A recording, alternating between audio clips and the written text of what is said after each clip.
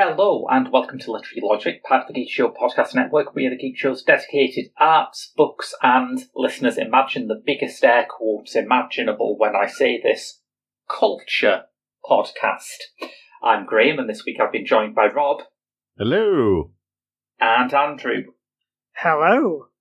And not Sarah, which is perturbing. We are working to get this situation rectified. We are trying to get her back from E-Space. But, okay. Yeah. I mean, you all mocked me when I said we should build backup Sarahs. Yes. Is the version of Terminator that you didn't see coming. It's quite a nice version of Terminator, isn't it? Just a Terminator who's sent back in time to read cosy crime fiction and walk the dog. Yeah. Basically. I'm doing this while the music is still going dun dun dun. Yes. Yes. Come with me if you want to be read a chapter of The Tenant of Wildfell Hall. Well, what are we all reading at the moment? Because I've got to say, this may be exciting news to you. It's certainly unusual. I've read something that I disliked recently. Oh, I think you should go first then. Gasp! Yeah, I thought that would be a leader off. It's The Unconsoled by Kazuo Ishiguro. Okay. Nobel laureate Kazuo Ishiguro. At the time that he won the Nobel Prize for Literature, a lot of critics said that The Unconsoled was his greatest work, which amused a lot of people because back when it was published, everyone said it was rubbish. And I am here to tell you that don't do yourselves down, critics. You got this right first time. It's one of the ones that I've avoided of his works because a few of the people I trusted said, don't bother. I absolutely adore surrealism and absurdism, which in practice means there's nothing worse than watching someone having a very laboured go at it. And this is basically that. It's the sort of thing that Franz Kafka would do in about 100 pages that Ishiguro is using about 600 pages to do. Oh, wow.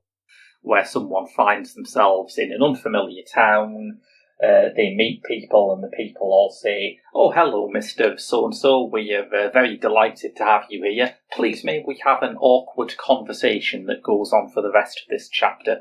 Kind of like The Shining if everyone was the barman. Wow. It's not very good. I mean, to be fair to Kazuo Ishiguro, if I was stuck in a strange town full of people who wanted to have conversations with me, that's my, ideal horror setup. Yeah, it's almost as bad as having to read it. I was speaking to a taxi driver the other day and I said that the definitions of heaven and hell need to be modernized. Yeah. Because they're all based on, ancient ideas of what people found horrific or wonderful. Mm. So, maybe we should update hell so that you have an area of hell where it's really, really, really boring.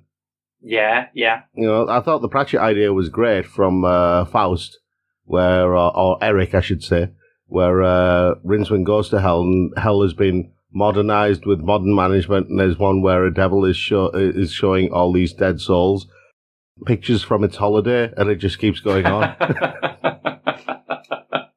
And this sounds like that. It is a bit like that. I think the thing is, with a conventional suspense or horror novel, is that it is nicer to read about someone being murdered than it is to actually be murdered yourself. Whereas reading these conversations is every bit as dull and excruciating as actually having someone say them to you. Yeah. Which is why that version of hell sprung to mind. The really boring hell. What about the rest of you guys? What have you been reading? I'm back on. I've been binging the trash fiction of the East again. Did you stop saying "I'm back on it" because you realised you've never got off it? Yeah, there's no point. This time it's worse, though. Right. This time it's so much worse. The story is actually, as a science fantasy story, it's got a solid plot, some interesting characters. It's 2,000 pages long, though. Okay, that's far too much. Yeah. But I'm still slogging away through it because they don't do things by halves when it comes to Korea and Japan and China when they do this sort of thing. So I thought, okay, I got to like 700 pages, 700 chapters, and then the translator decided, screw you guys, I'm going home. I'm going to hide all this behind a paywall, and you're going to have to pay for it. So I thought, okay, no, I'm not going to pay for it. Instead, I went and found a machine-translated version of it. Oh, that sounds like a great idea. I can't imagine anything that could go wrong with that. So, I have been reading the machine-translated version, which somebody has taken the time to try and make it a little better. But obviously, English is not their first language. Yeah. Because there are machine translations, and then there are machine translations. So the machine translation of World's Apocalypse Online is what I've been reading. Even the title sounds like it's been translated by a faulty AI. Well, the actual title, the original title from the machine translation, I'm assuming, is All Heaven's Apocalypse Online. Which, if you called a game that, it would sound amazing. Yeah, that's true. That's true. So, yeah, it's... End all disaster, Internet.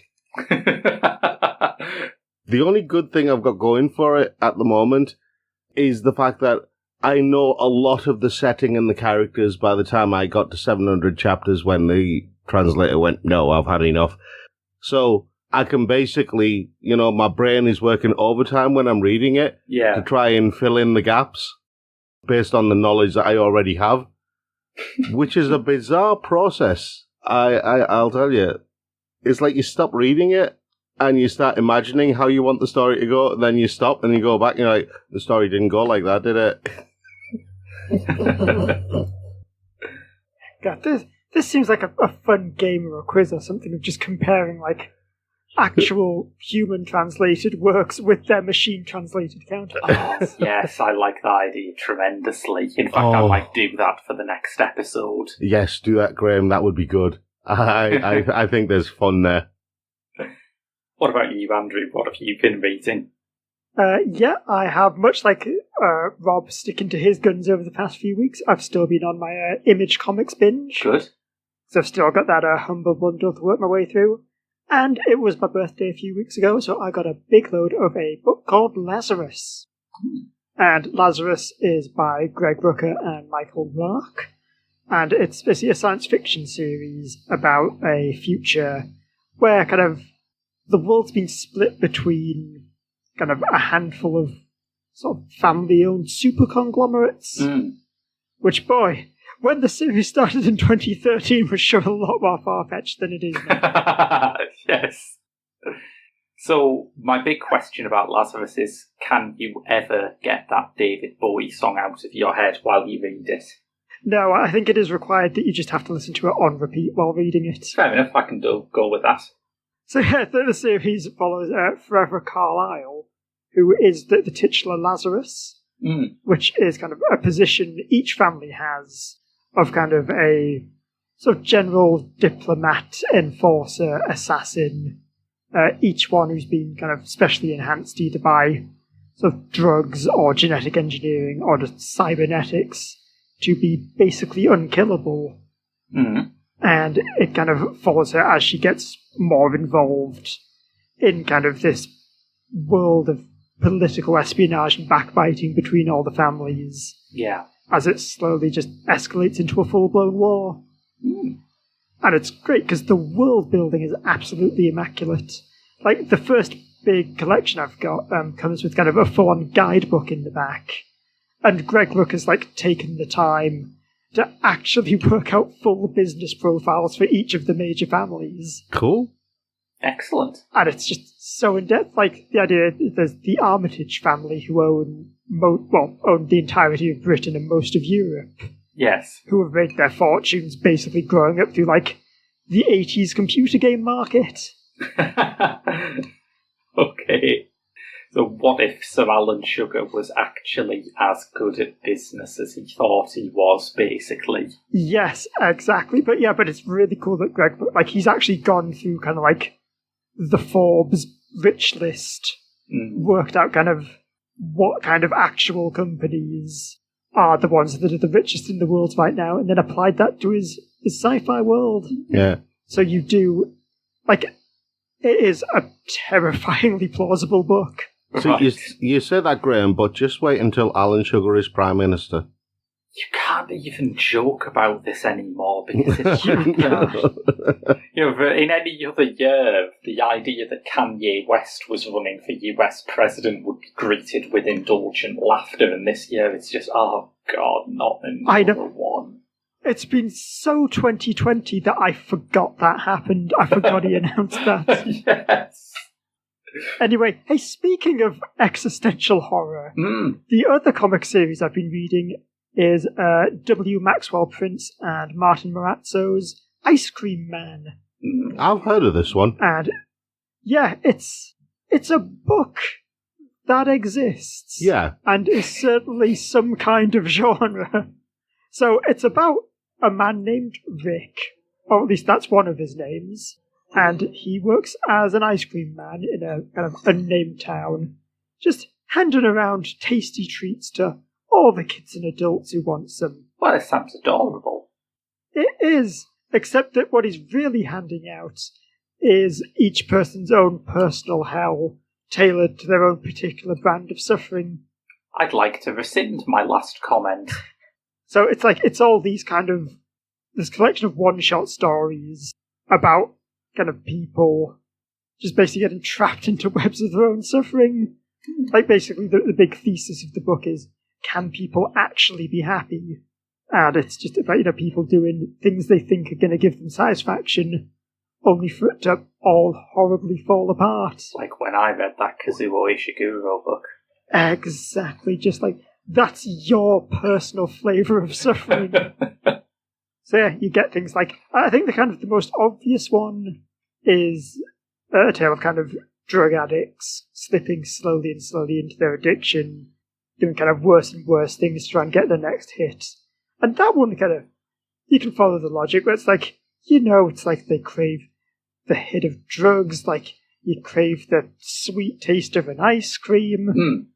But then there's also the man who is Bud Hickey, who had a big hit in the 50s with his band Bud Hickey and the Rockets. Right. Now, just a sad, washed-up man in his 50s who only ever had that one-hit wonder, getting trapped in a dream world where kind of the rebellion made up of the lost lyrics, consisting of Major Tom, Ruby Tuesday, Ziggy Stardust, Captain Jack, Eleanor Rigby, and Rocky Raccoon require Bud to save the entire world, but the only way he can do it is if he comes up with a new song. And just watching him completely crumble under the pressure of that. Wow. That's superb. It is. I think my favourite one is called Strange Neapolitan, where it's about a guy who decides to get 3 scoops of ice cream, and from there his kind of life splits off into 3 branching paths. So in one, he's kind of walking down the street with his ice cream, when he accidentally bumps into a woman, that they have the kind of, oops, look at her, so clumsy, oh ho. Yeah. And of course that leads to dinner, which leads to going back to her place, which leads to marriage, which leads to a baby, which leads to that baby leaking black goop from all of its eyes and ears and mouth, and oh dear. Yes, that's a pretty unforeseen consequence, I would say. It is. Something wrong with that there baby. In one of the other timelines, though, he gets a dog. And it's the weird juxtaposition of, like, conventional romance that slowly turns into horrifying nightmare. Just casual, kind of nice story about him getting a dog, realising the dog is someone's, like, actual lost dog, and then just deciding to kind of run away to a little cabin in the woods so he can just live happily with his dog that he loves. To discovers his ice cream is full of bugs, gets trying to kind of finds an egg. The egg breaks open to reveal a weird bird fetus. He then gets kidnapped by a man in a bird mask, and another bird just bursts out of his torso. So, yeah, a pretty Pretty diverse set of options there. I'll go for B, I think. The one with the dog. The dog does eventually die, though. I mean, we all eventually die. I mean, it's just of old age, but yeah. And sometimes it's from birds breaking out of our skin. Sometimes it is. It's a bad case of acne. Excellent. Shall we go on to some news? Yes, let's. Well, quite recently, the writer David Nichols, who did One Day and Start for 10, has been doing a thing on Twitter that is quite nice. Now, firstly, try and contain your shock that someone has done something quite nice on Twitter. I am shocked. I have no words Is this for one this. of those fake news stories I keep hearing about? Oh, don't worry, this goes downhill pretty quickly. Phew. Okay. Yeah, we're saved. He has been tweeting out a mention of a book that has been published, which, thanks to the whole he waves his arms around vaguely, gesturing towards the entirety of the world situation, will not have a big launch or a round of interviews or anything else that books traditionally do have. Okay. Now, he's had to stop that, partly because the paperback of his new book, Sweet Sorrow, is coming out and he needs to do some actual promotion for himself, but also because on September 3rd, 600 books will be published on that one day. Wow. Even worse, one of them is by Martin Amis. I thought he'd given up writing. No, people have just given up reading.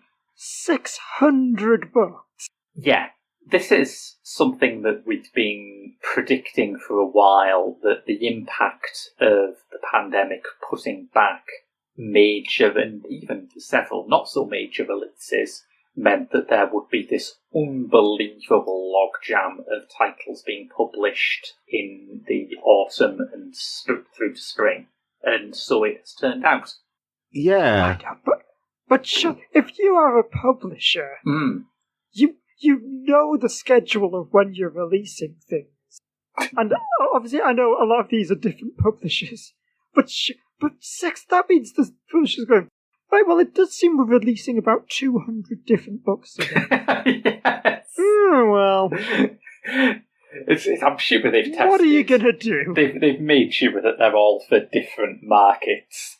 One is counter-programming to the other 599. Are there 600 different markets of books? No! It has got so bad that there is a quote in this Guardian article that I'm reading from saying, "I doubt we'll stock them all. No one has enough space for this." That quote comes from Waterstones Piccadilly, the flagship Waterstones store and quite possibly the largest bookshop in the country. Yeah, I've been there. It's pretty big. And if they don't have the space, nobody has the space. Yes. Yes, God, there's a new Jojo Moyes book out. That one we're just going to keep chucking out the window until we've got rid of all the copies. Would you like to hear some of the people who were publishing on Logjam Day? I'd like to know all 600. No. I just want it to officially be called Logjam Day. I vote it should be called Logjam Day. Make it happen, Internet. Yeah, absolutely. I second this. Logjam Day it is. Logjam Day will see books from, as I said, the literary equivalent of a pan blocker, Martin Amis, but also Robert Harris, David Attenborough, Eleanor Ferrante, Nick Hornby, Caitlin Moran, and Anton Deck. Anton Deck can write? I think this is one of those things where you use the word written in a loose sense. Or worse, I've just spotted the worst part of it. It will also see the publication of J.K. Rowling's new Robert Galbraith novel, so if that doesn't sell 10 trillion copies, we will get another round of newspaper articles about how terrible it is that she's been cancelled. What if that one just gets lost in transit? Yeah, I mean, 600 books, you're going to have to make some sacrifices. But before you do that, why not just sling that one overboard? No. Because then she's being cancelled again, Graham. But if, maybe just Just must have fallen out the back of the lorry. Yes. You would think that with this kind of new literature quantity, this new literature tonnage coming in, there would be no room for new names on the bookshelves, but you'd be wrong. Bailey's, sponsor of the Women's Prize for Fiction, have announced that they are publishing 25 books by very unfamiliar names, but not unfamiliar books. This is part of the Reclaim Her Name campaign, where writers like George Eliot, who have traditionally published under male pseudonyms, will have some of their books reissued under their original lady names. Okay. There's been a bit of discourse about sort of how wise an idea this is, particularly centering, the part I found most interesting was the Victorian ghost story of Violet Paget, who published as Vernon Lee, and her books are now being republished under the name Violet Paget, but there is some academic debate over whether Paget/Lee was actually trans, and that Vernon Lee should be considered their true identity. That is not entirely clear, not least because the phrase transgender did not come into vogue into existence even until decades after Lee died. I guess that is a big problem. Like most, if not all, of these authors, you can't ask them why it is they chose to publish under a male name. Exactly. It's not necessarily just because male authors are the only ones who sell books, kind of thing. Yeah. I mean, and basically, you are definitely not doing this with their consent. No. There are, of course, some authors who published under male pseudonyms and discarded those pseudonyms during their lifetime. The Bronte sisters originally published under male pseudonyms. Jane Austen, her books were originally published under the name Flappy Harold. I've made that up, but it could have happened. Yeah, it was the Flappy that lost you on that one. Yeah. I think... and also those ones would actually legally need to be published under her own name as a warning label. Because, I mean, come on, you of all people, Graham, shouldn't be advocating that people accidentally read a Jane Austen novel. This is very true, yes. I'd be in danger of picking something up if the author was called Flappy Harold. See, if you'd gone with Harold Fidget, it would have worked. Yeah, but where's the fun in that? You don't even have the word flappy in there. True. It's still quite a nice and well-meaning idea, which means I know what you're thinking. How have they managed to bodge this up in a really offensive way? How have they managed to bodge this up in a really offensive way, Graham? Glad you asked.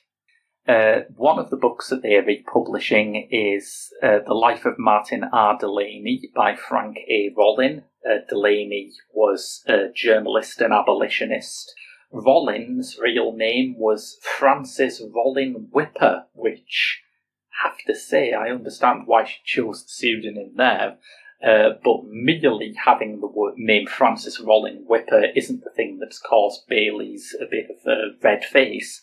It is the fact that this book, which, once again, is a biography of the abolitionist Martin R. Delaney, has a cover picture showing the abolitionist Frederick Douglass.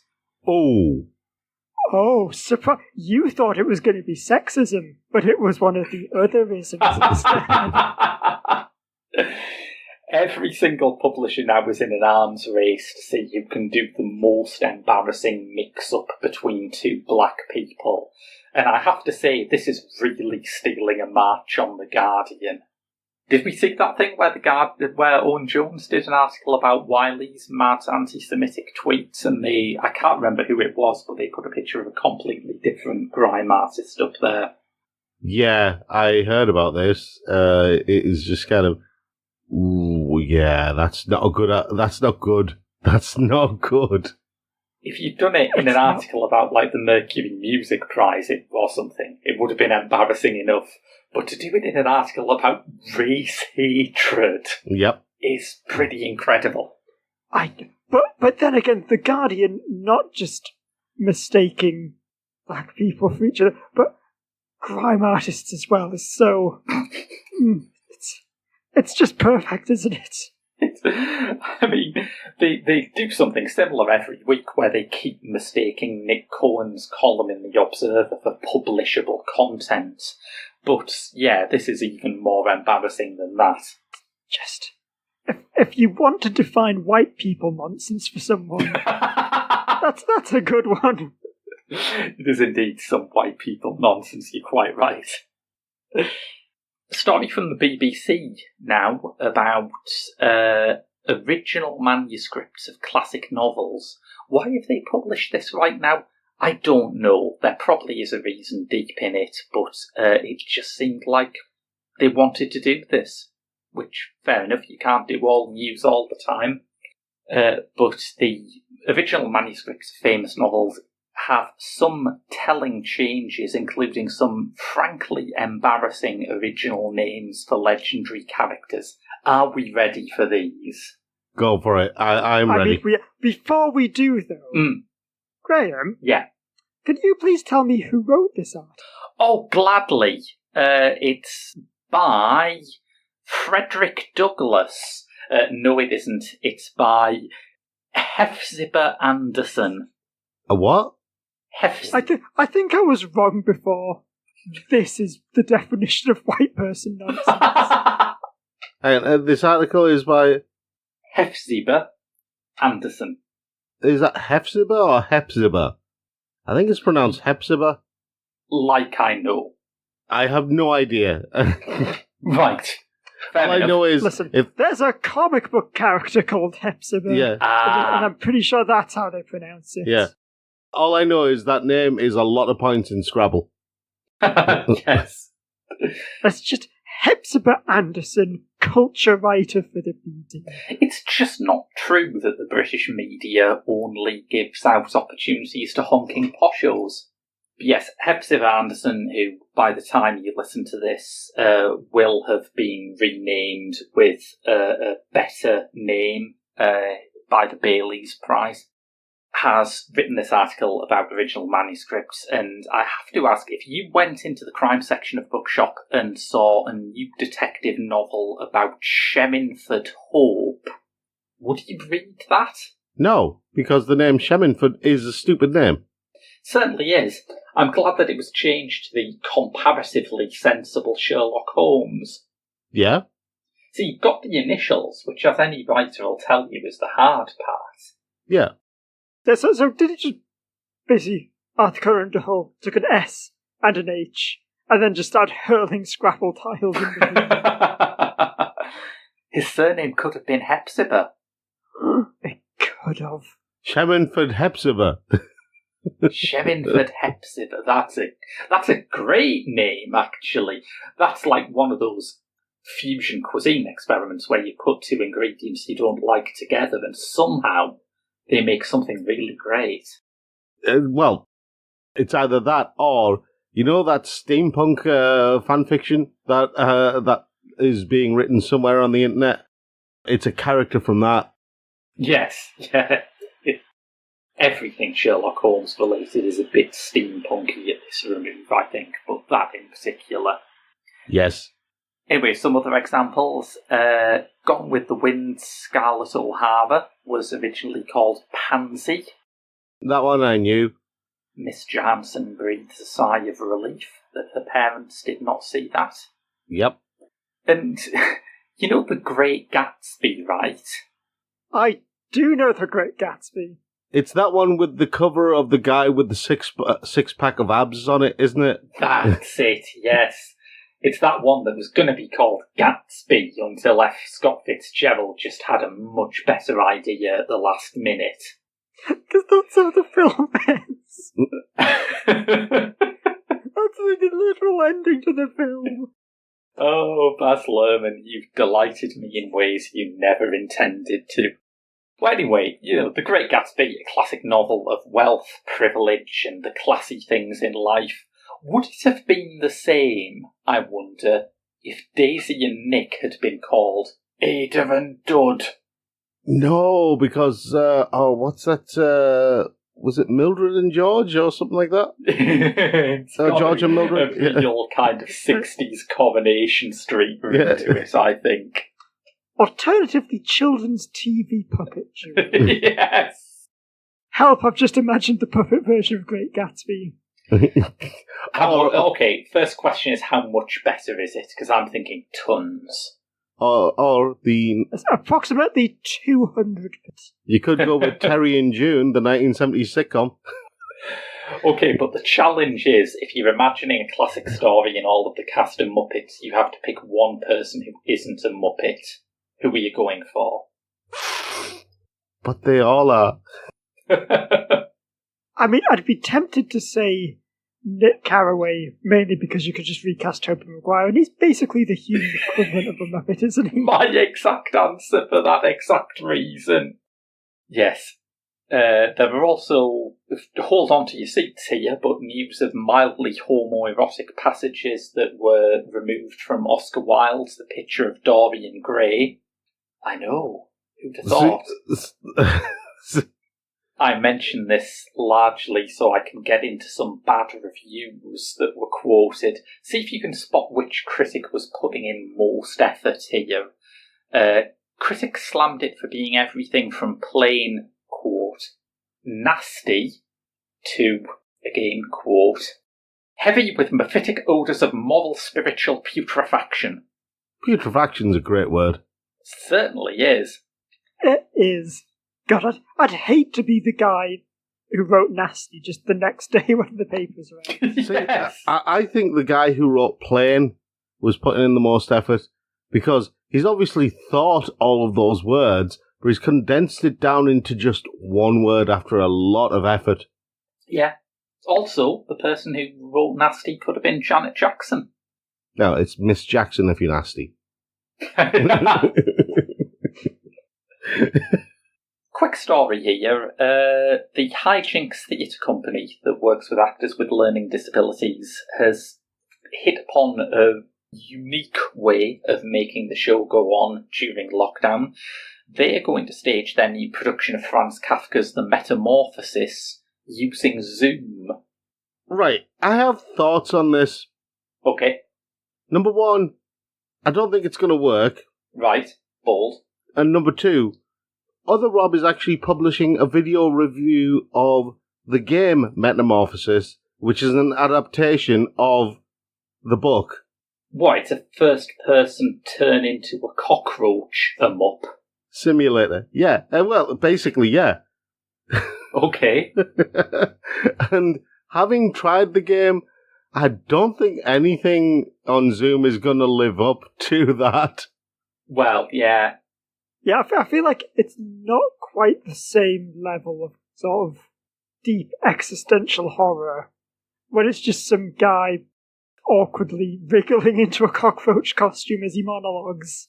Your claim that Zoom cannot convey existential horror proves that you have never, ever had to have your charity's AGM on Zoom, which, from the people holding the camera right up to their nose to the horrifying realisation that it's suddenly become a lot harder to just say, right, moving on to the next item when your boss gets in a conversational death spiral, it is probably the worst experience I've had during this pandemic. Yeah, actually, you're right. That's the problem. We're imagining it too literally. It's going to be just a 3-hour-long play in which the only line of dialogue is, "Can you hear me now?" Yes! The way you've described it there, Graham, maybe it can work because there's the whole insect bureaucracy thing going on. Yeah. And that, you pretty much described that in a nutshell. But let's say, like these two ingrates, you are not keen on the idea of watching theatre during Zoom. How do we go back to making proper productions Open air? in the age of COVID? Open air? Open air is a good idea. But what sort of thing can you put on as well? There's been a recent statement put out by Directors UK, the professional association for film and TV directors in Britain, suggesting creative guidelines to dealing with sex scenes. Because let's face it, if one thing is going to be difficult when you have to do social distancing, unless you are an extremely prodigiously endowed actor, it's probably going to be that, isn't it? Or you could take a leaf out of being John Malkovich and use puppets. Yes. I demand that every single sex scene in film and on TV now just cuts to puppets of the lead actors going at it Team America style. Oh, yes, please.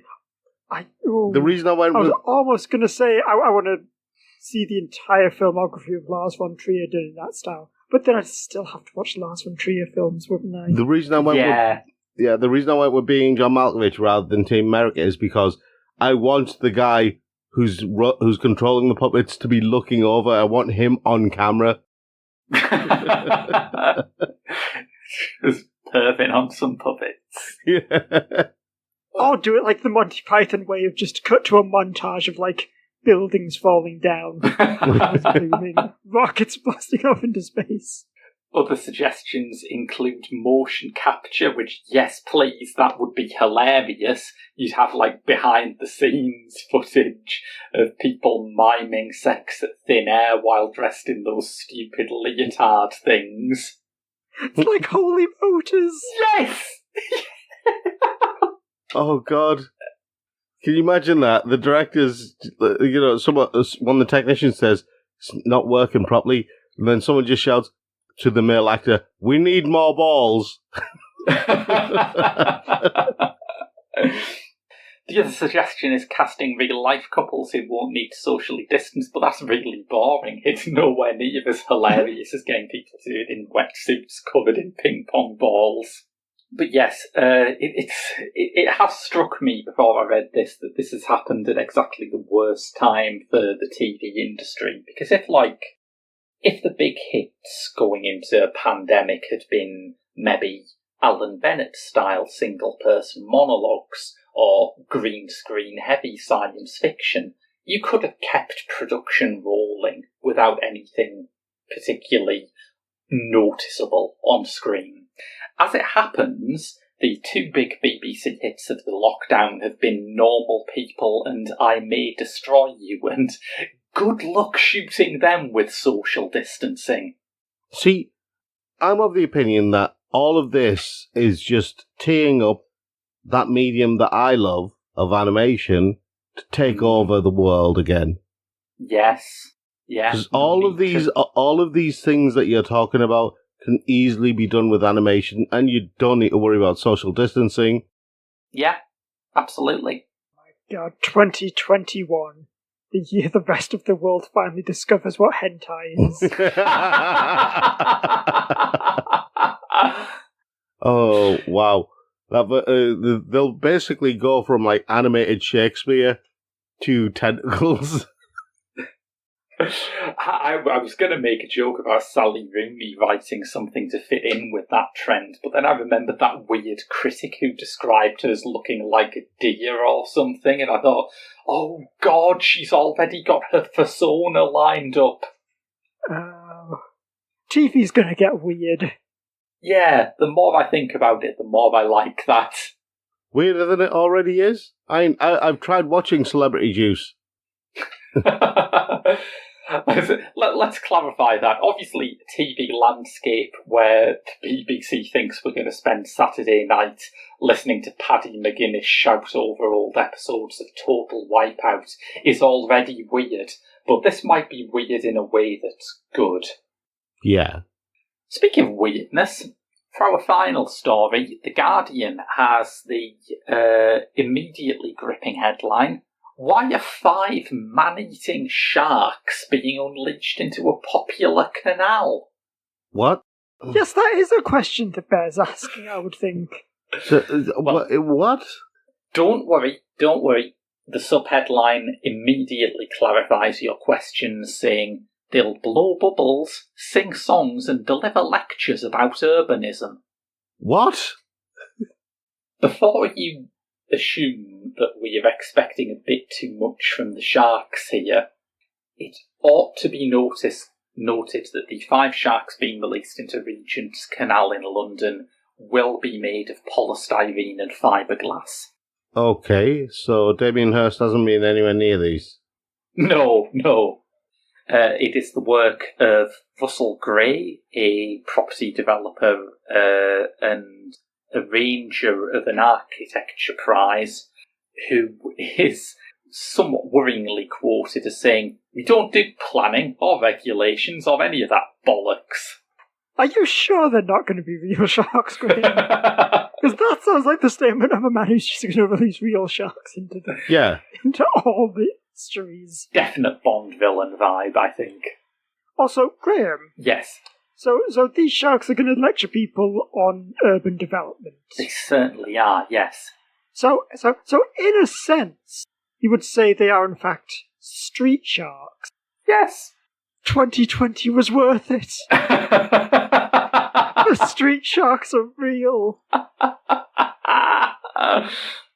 The work is by Jamie Shorten, a Hackney-based architect, who says, "The sharks each have different personalities. They're similar to girl band members, like Sporty Shark and Ginger Shark.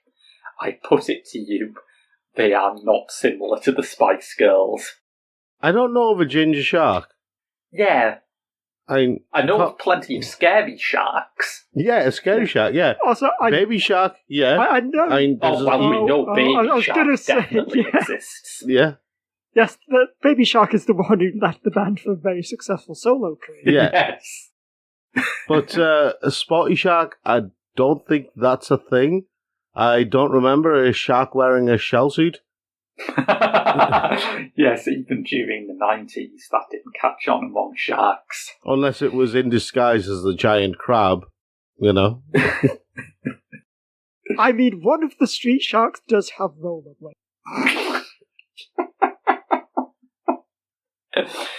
This is in part inspired by one of my all-time heroes of the culture, the radio broadcaster Bill Heiner, who lived in Headington in Oxford. I don't know if you're aware of the Headington shark. I am not. Please enlighten me.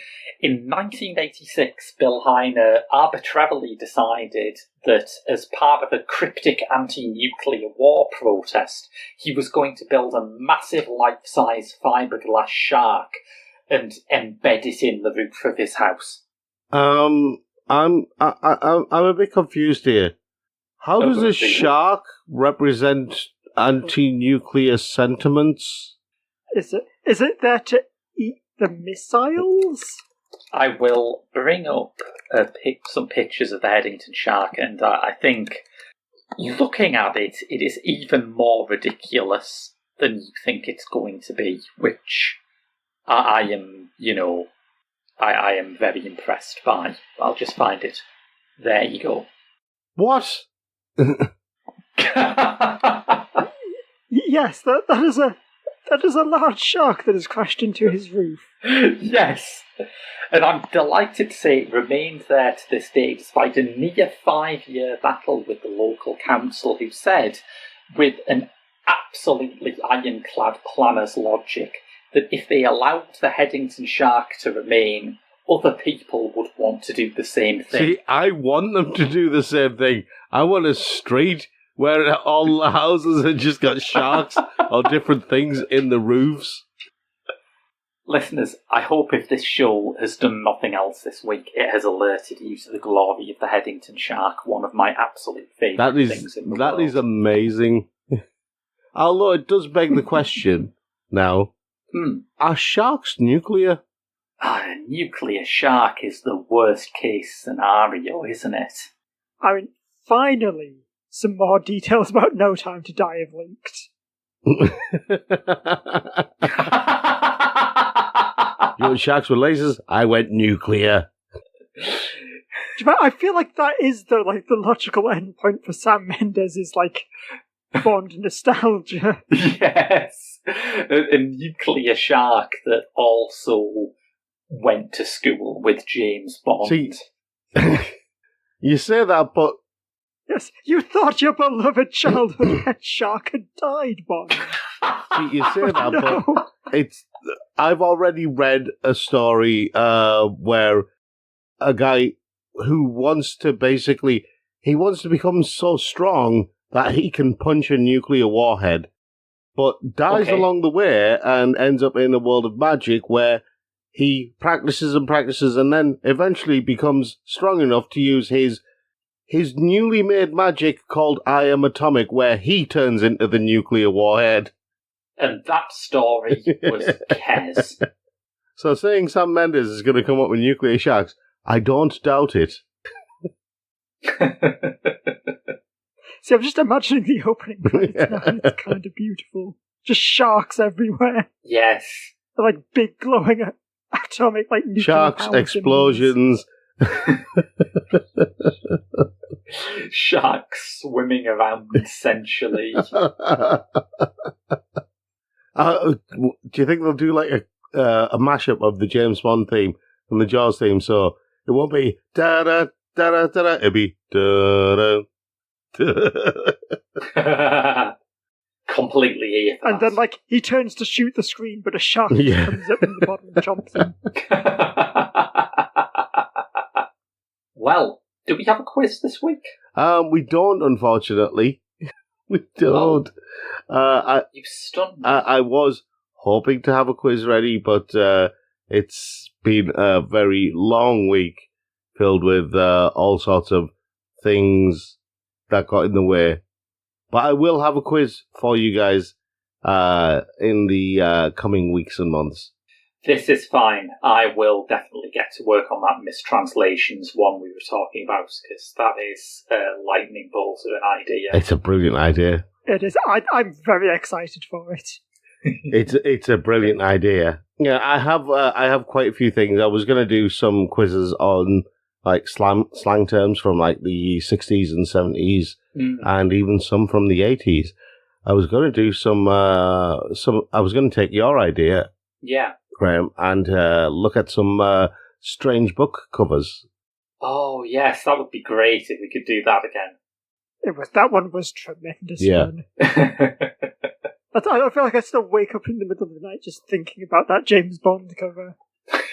And I think we've just outweirded it, haven't we? We've proved that a James Bond story can be even stranger than the original cover of Colonel Sun suggested. See, you say that, but again, I've watched the original version of Casino Royale. Yes, there is that. And I don't think any James Bond movie to date has been as bizarre as that. No. Was it David Niven played James Bond in that? David Niven played one of about 300 James Bond. Woody Allen was another, which, given James Bond's record on sexual harassment, is problematic. And what? Yes, it's a bit of an oopsie daisy. Yeah, wasn't the plot the ultimate weapon was going to make all women beautiful and all men over a certain height? It was going to kill them. You say plot. Because that's a hell of a Napoleon complex going on there. It isn't half, yeah. So, yeah. Unfortunately, no quiz this week, but there will be one next time.